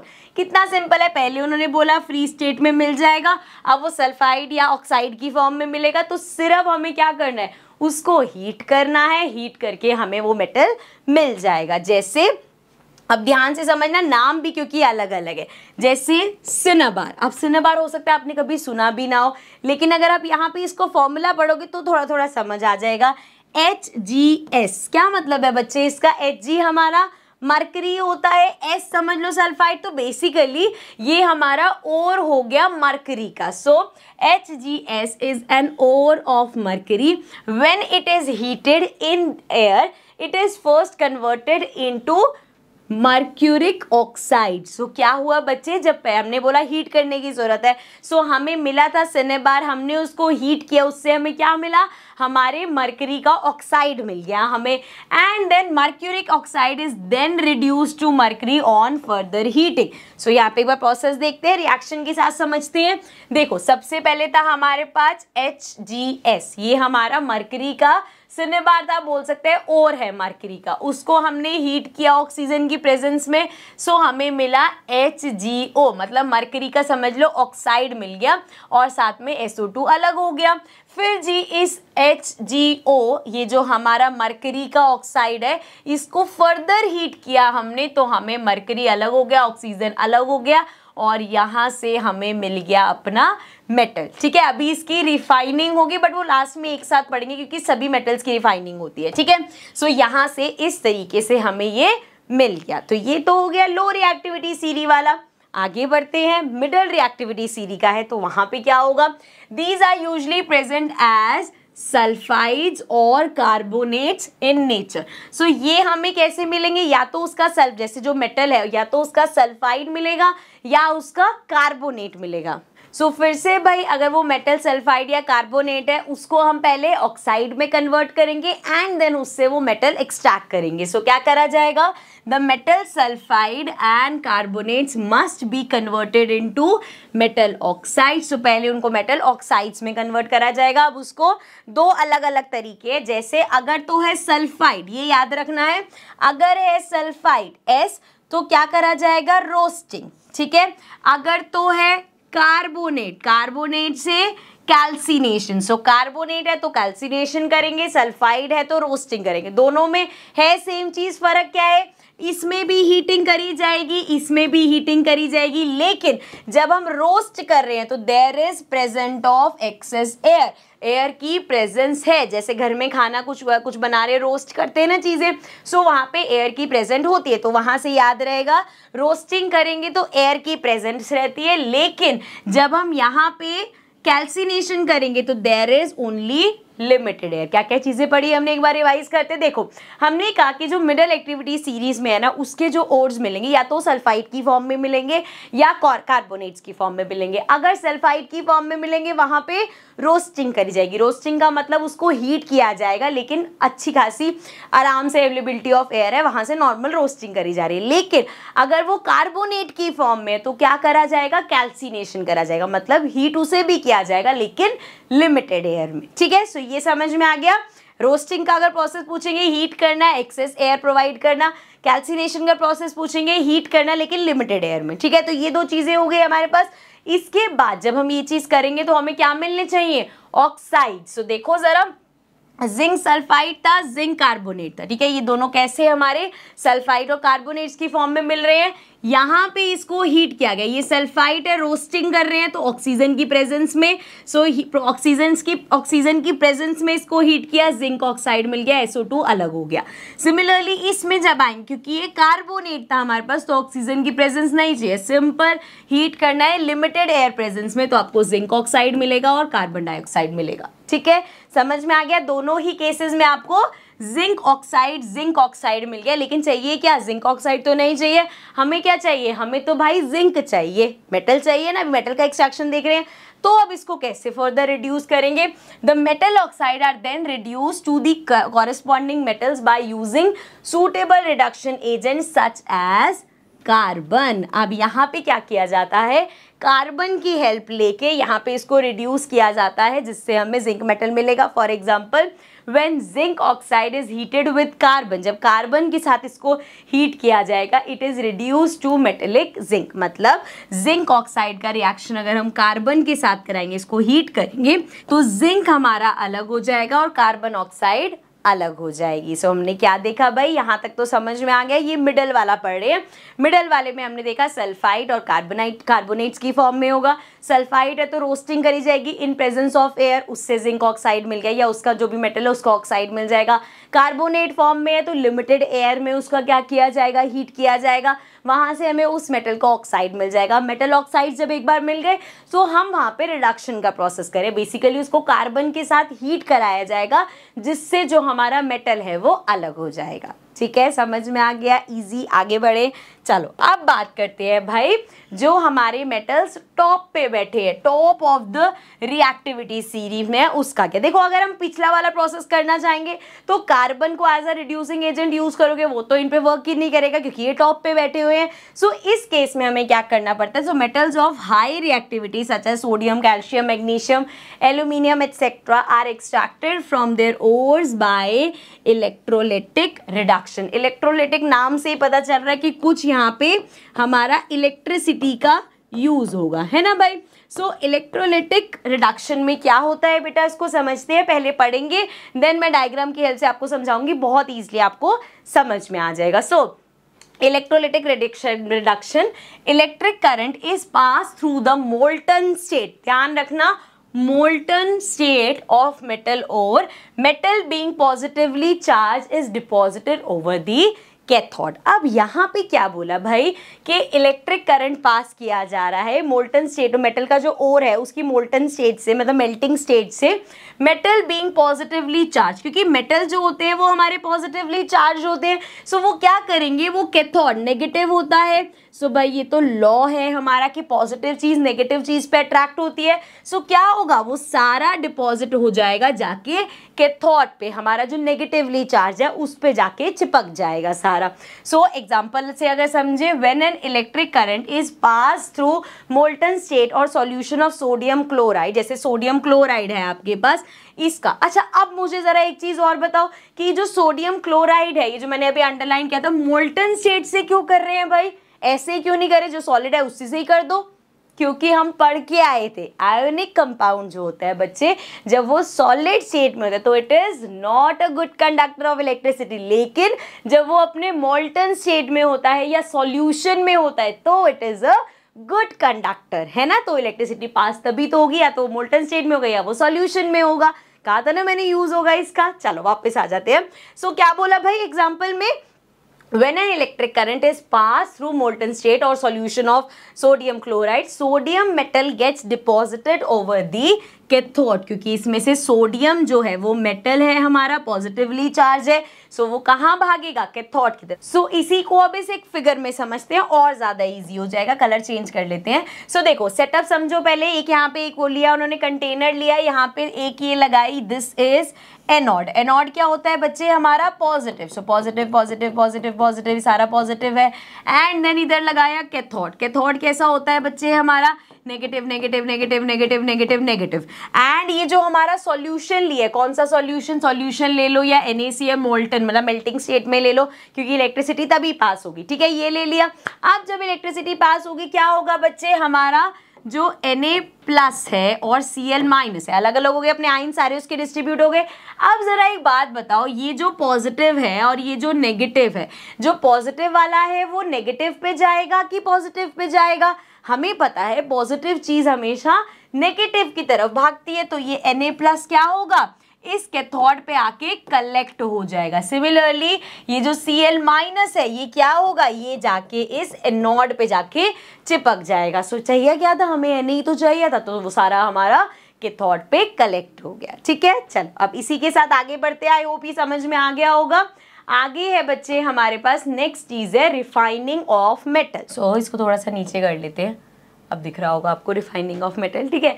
So refining हमने देखा भाई, चाहे वो लो रिएक्टिविटी वाला हो, चाहे वो हाई रिएक्टिविटी वाला हो, चाहे वो मीडियम रिएक्टिविटी सीरी में हो, कहीं भी हो, तो भैया जब मेटल मिला है उसको फर्दर हमें रिफाइन करना पड़ता है। क्यों करना पड़ता है? Metal extracted from various methods contains some impurities, अभी भी उसमें कुछ इम्प्योरिटीज है, thus they are required to be refined. Most of the metals are refined using electrolytic refining. Please बच्चे इन दो चीजों को कंफ्यूज नहीं करना कि यहाँ पे अभी जो हम पढ़ के आए ये है इलेक्ट्रोलाइटिक रिडक्शन। इस इलेक्ट्रोलाइटिक रिडक्शन की हेल्प से जो हमारे हाई रिएक्टिविटी सीरीज में जो टॉप पे होते हैं वहां से हम मेटल्स एक्सट्रैक्ट करते हैं। जब हम रिफाइनिंग पे आते हैं, रिफाइनिंग में भी यहाँ पे नाम क्या है? इलेक्ट्रोलाइटिक, क्योंकि यहाँ पे हम अगेन इलेक्ट्रिसिटी का यूज करेंगे बट इस बार रिफाइन करने के लिए, ठीक है। तो देखो इसमें भी ऑलमोस्ट काफी सारी चीजें सिमिलर लगेंगी। सो यहाँ पे क्या होगा, अगेन यहाँ पे तीन चीजें हैं हमारे पास। देखो जब हम एक बीकर लेते हैं उसमें एक एनोड होता है, एक कैथोड होता है और एक होता है जो लिक्विड या जो भी इसके अंदर हम रखेंगे सॉल्यूशन, ठीक है। सो यहाँ पे क्या करते हैं, ये जो एनोड होता है, जो भी पॉजिटिव वाला है हमारा एनोड है, उस पे हम इम्प्योर एग्जांपल ले रहे हैं, जैसे कॉपर को मान लो कर रहे हैं रिफाइन हम। सो इम्प्योर कॉपर की स्ट्रिप लगा दी। सो ये जो पॉजिटिव वाला है यहाँ पे लगा दी हमने इम्प्योर कॉपर। फिर कैथोड की बात करें तो वहां पे स्ट्रिप ऑफ प्योर कॉपर। अब ये जो कैथोड है यहाँ पे हमने प्योर कॉपर लगा दिया, ठीक है। एंड ये जो इलेक्ट्रोड जो इसके अंदर होगा उसमें क्या ले रहे हैं हम? Solution of acidified copper sulphate. So basically यहाँ पे हमने लिया कॉपर सल्फेट का सॉल्यूशन, ठीक है। अब होगा क्या? On passing the current through electrolytic the impure metal from anode dissolves into the electro. अब यहाँ पे जो इम्प्योर स्ट्रिप लगाई वो डिजोल्व होना स्टार्ट हो जाती है। अब आगे देखते हैं, आगे ये फिगर यहाँ पे बनी हुई है, इसमें ये रहा हमारा, यहाँ पे कैथोड है, कैथोड में क्या लगाया था हमने? अपनी प्योर वाली स्ट्रिप लगाई थी। ये एनोड है जिसमें हमारी इम्प्योर जो वो था वो स्ट्रिप लगी हुई है, मान लो इम्प्योर कॉपर लगा हुआ है। Now the equivalent amount of pure metal from the electrolyte is deposited at the cathode. अब जैसे हमने देखा कि एनोड जो है हमारा जिसपे इम्प्योर है वो मेल्ट होके स्टार्ट होके इसमें आने लग गया, एंड इस सॉल्यूशन में जितना भी प्योर है वो जाके क्या करेगा? इस कैथोड पे जो जिसपे हमारी प्योर स्ट्रिप लगी हुई है जाके इस पे चिपक जाएगा। एंड कुछ ऐसे होंगे बेटा जो बिल्कुल सॉल्यूबल नहीं होंगे, इम्प्योरिटीज कुछ ऐसी होंगी जो कहीं डिसॉल्व नहीं हो रही होंगी, वो जाके यहाँ पे कलेक्ट हो जाएंगी, जिसको हम बोलते हैं एनोड मड, ठीक है। ये यहाँ पे लिखा हुआ द इनसॉल्यूबल। कभी अगर क्वेश्चन ऐसे आ जाए डिफाइन करने को कि एनोड मड होता क्या है, तो आप क्या लिखोगे? The insoluble impurity settle down eight the bottom of the anode and is called anode mud, ठीक है। अब आगे बढ़ते हैं, रिफाइनिंग समझ में आ गया, इस प्रोसेस से रिफाइनिंग होती है। नेक्स्ट हम पढ़ने वाले हैं कोरोजन। अब आगे की बता समझ लो, जितना चैप्टर में थोड़ा जो क्या बोलते हैं हाई चीज़ें थी वो पढ़ ली, हाई लेवल चीज़ें पढ़ ली, अब बिल्कुल लो लेवल बच्चों वाली चीज़ों पे आ गए। वैसे लगेगा चलो फिर से 8th क्लास में आ गए, सिंपल चीज़ें हैं, इसको पढ़ लेते हैं, ठीक है। ऐसा नहीं है कि इंपॉर्टेंट नहीं है, क्वेश्चन आ जाता है, ठीक है। कहीं चलो भैया हो गया, मैम कह रही है हो गया, इंपॉर्टेंट चीज़ें बंद करो, ऐसा कुछ नहीं, ये भी अच्छे से पढ़ना है। सो अब आ जाते हैं, बात करते हैं कोरोजन। कोरोजन क्या होता है? बड़ी सिंपल सी चीज़ है यार, घर में देखा होगा, जैसे लोहे की कोई चीज़ है बहुत पुरानी हो गई है तो वो हमने सुना भी होगा यार इस पे तो जंग लग गया। जंग लगना क्या होता है? रस्टिंग होता है वो, it is a part of corrosion only, कि भैया चीजें कोरोड हो जाती है विद टाइम, वो क्या होती है? खराब होने लग जाती है। So the surface of some metal gets corroded when they are exposed to moist air for a long period of time, this is called corrosion. इसको हम बोलते हैं कोरिजन। किस वजह से होता है? कि जो एटमॉस्फेयर है, ऑक्सीजन से रिएक्शन हो रहा है, मॉइस्चर से रिएक्शन हो रहा है, इन सब चीजों की वजह से वो क्या हो जाती है? विद टाइम कोरोड होने लग जाती है, ठीक है। जैसे Silver becomes black when exposed to air as it reacts with air to form coating of silver sulfide। अब क्या होता है, आपने देखा होगा कोई चांदी की चीज होगी ना तो वो बहुत जल्दी बाहर पड़ी काली हो जाती है, ऐसा नहीं वो खराब हो गई। जब हम उससे अपने घर में देखा होगा कोलगेट वगैरह से हम उसको साफ करते हैं तो वो फिर से बिल्कुल वैसे चमक जाती है, क्योंकि होता क्या है, वो जब सिल्वर एयर से कॉन्टैक्ट करते हैं तो अपने ऊपर एक लेयर बना लेती है सिल्वर सल्फाइड की, एक ब्लैक कलर की लेयर। देखने में लगता है यार खराब हो गए तो कितना काला काला हो गया, लेकिन उसको साफ करोगे फिर वो वैसे सिल्वर चमक जाएगा कि उसके ऊपर एक लेयर बन गई। वो लेयर जब हटा देते हैं तो वो फिर से सिल्वर हमारा शाइन करने लग जाता है। सिमिलरली कॉपर की बात करें तो copper react with moist carbon dioxide in the air and gains a green coat of copper carbonate. इसी तरीके से कॉपर जब रिएक्ट करता है तो वो अपने ऊपर कॉपर कार्बोनेट की लेयर बना देता है जो कि ग्रीन कलर की होती है। तो कॉपर की वायर्स वगैरह में देखोगे ऐसे थे, उसको तो ऐसे हाथ से ऐसे करो तो वो साफ होते हैं, मतलब एक लेयर बना लेते हैं अपने ऊपर, क्योंकि वो कार्बन डाइऑक्साइड से रिएक्ट करता है तो वो कॉपर कार्बोनेट की लेयर बना लेता है। ठीक है, last, iron when exposed to moist air acquires a coating of brown flaky substance called rust, जो हमने रस्टिंग बोली। लेकिन यहाँ पे इस केस में ऐसा नहीं है कि वो रस्ट साफ करोगे तो वो ठीक हो जाएगा, अगर एक बार लोहे पे रस्ट लग गई तो वो गया। ठीक है, सो ये होता है। अब नेक्स्ट जरा हम देखते हैं प्रिवेंशन ऑफ क्रोजन। अब क्रोजन को कैसे प्रिवेंट कर सकते हैं, जैसे आयरन के केस में मैंने बताया भैया एक बार वहां पे वो रस्टिंग हो गई तो there is no come back, आपको दोबारा उसको ठीक नहीं कर सकते। सो क्या प्रिवेंशन कर सकते हैं, the rusting of iron can be prevented by painting, oiling, greasing, galvanisation, chrome painting, anodising और मेकिंग एलॉयज। अब पढ़ के लग रहा है क्या क्या चीजें आगे, बड़ी सिंपल से, ध्यान से पढ़ो। पेंटिंग का मतलब आपने देखा होगा जितने भी लोहे के गेट्स वगैरह उनको पेंट कर दिया जाता है। उससे क्या होता है, एक बेसिकली एक लेयर आ गई बीच में जिससे वो आयरन का डायरेक्ट कांटेक्ट नहीं होगा एटमॉस्फेयर के साथ, तो वो एक पेंट की लेयर आ गई। ठीक है, ऑयलिंग, अगेन उसकी ऑयलिंग करी जाती है for the same purpose. Greasing, उसको ग्रीस किया जाता है।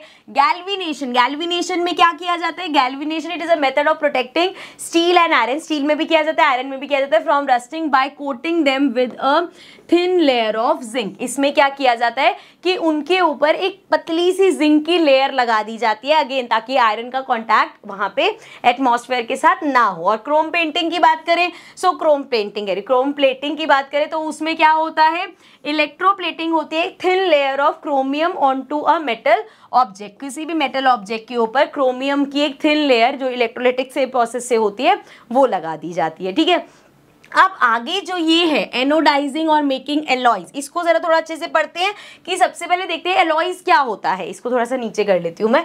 एलॉयज क्या होता है बच्चे, देखो बहुत सी ना चीजें ऐसी होती है जो हम यूज करते हैं, हमें लगता है कि हम पूरा प्रॉपर उसको यूज करें, बट एक्चुअल में उसका एक एलॉय होता है, मिक्सचर होता है basically. So the homogeneous mixture of two or more metals or a metal and a non metal is called an alloy. So कुछ अलग अलग एक दो मेटल ले लिए, कुछ परसेंटेज इस मेटल की, कुछ परसेंटेज मेटल की, दोनों को मिला के एक मेटल बना दिया। ठीक है, उसमें क्या अच्छी प्रॉपर्टीज आ गई, बुरी प्रॉपर्टीज चली गई।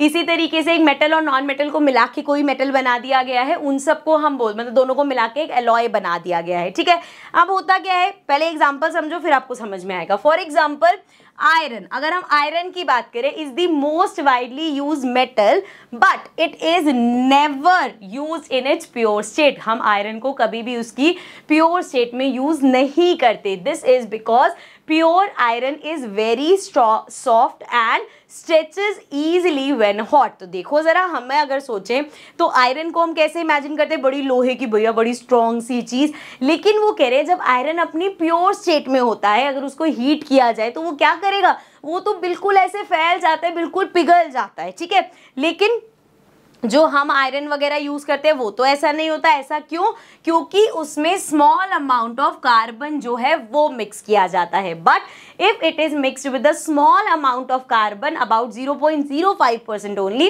It becomes hard and strong. तो वो हार्ड और स्ट्रॉन्ग बन जाता है। ठीक है, समझ में आ गया बेटा। आगे बढ़ते हैं, लास्ट अब बात करते हैं जरा इसी में थोड़ी सी और आगे। When iron is mixed with nickel and chromium we get stainless steel. Stainless steel बड़ा फैशन में आया था ना, हमने देखा था लोगों के घरों में ग्रिल्स लगी हुई हैं, वो क्या कहते हैं, स्टेयर्स में जो कॉरिडोर टाइप होता है, जो मतलब पकड़ने वाली स्टेयर्स होती है, वो सारी स्टेनलेस स्टील की बनने लगे। तो स्टेनलेस स्टील कहाँ से आता है, जब इसी आयरन को हम मिक्स करते हैं निकल और क्रोमियम के साथ तो हमें मिलता है स्टेनलेस स्टील, और उसमें कभी भी रस्ट नहीं लगता। ठीक है, तो कभी कभी क्वेश्चन आ जाता है कि आपको प्रॉपर्टीज लिखनी है एलॉय की, लास्ट टॉपिक होने वाला है। ठीक है, छोटा सा है। सो एलॉय की कुछ प्रॉपर्टीज क्या हो सकती है, alloy are stronger than the metal from which they are obtain. So alloy जिस मेटल से बनता है ना, एलॉय उस मेटल से ज्यादा स्ट्रॉन्ग, जैसे आयरन है, आयरन का जो एलॉय बना है वो एलॉय आयरन से ज्यादा स्ट्रॉन्ग है। ठीक है, आगे है it is harder than the constituent metal, जिस मेटल से बना है उससे ज्यादा हार्ड होता है वो, ठीक है। More resistance to corrosion, corrosion से ज्यादा उसका अच्छा रेजिस्टेंस होता है, ठीक है, वो जल्दी कोरोड नहीं होता। जैसे स्टेनलेस स्टील बना तो आयरन की मेटल से है, लेकिन यहाँ पे कोई कॉम्बिनेशन हो गया, एलॉय बन गया, तो भैया वहां पे कोरोजन नहीं होता।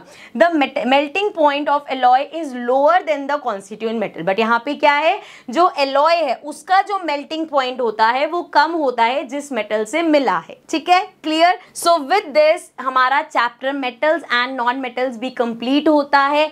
मतलब कंप्लीट इन द सेंस अभी चैप्टर के नोट्स कंप्लीट हुए हैं, अभी हम डिस्कस करेंगे जो हमारे इन टेक्स्ट क्वेश्चंस आते हैं, बीच बीच में क्वेश्चंस आते हैं उनको डिस्कस करेंगे, जो बैक एक्सरसाइजेस होते हैं उसको डिस्कस करेंगे। बट अभी के लिए चैप्टर के नोट्स कंप्लीट होते हैं और चैप्टर में जो जो चीज़ें आई होप आपको अच्छे से समझ में आ गई होंगी। आई रियली होप कि चैप्टर अब आपको ईजी लग रहा होगा। Do let me know in the comments कि आपको ये सेशन कैसा लगा। And now I come up with the in text question and back exercises but in the next session. So I'll see you all in the next video. Then take care and bye bye.